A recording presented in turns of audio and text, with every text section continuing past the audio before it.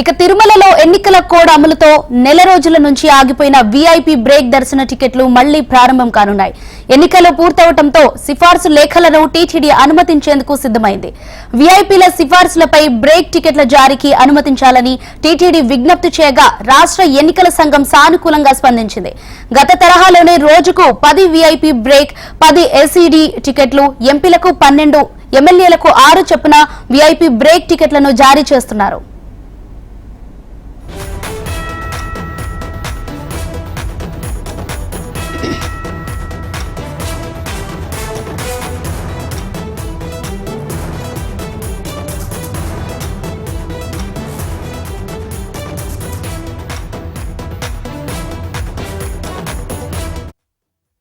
తిరుమలలో ఎన్నికల కోడ్ అమలుతో నెల రోజుల నుంచి ఆగిపోయిన వీఐపీ బ్రేక్ దర్శన టికెట్లు మళ్లీ ప్రారంభం కానున్నాయి.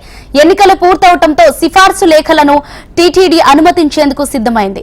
వీఐపీల సిఫార్సులపై బ్రేక్ టికెట్ల జారీకి అనుమతించాలని టీటీడీ విజ్ఞప్తి చేయగా రాష్ట్ర ఎన్నికల సంఘం సానుకూలంగా స్పందించింది.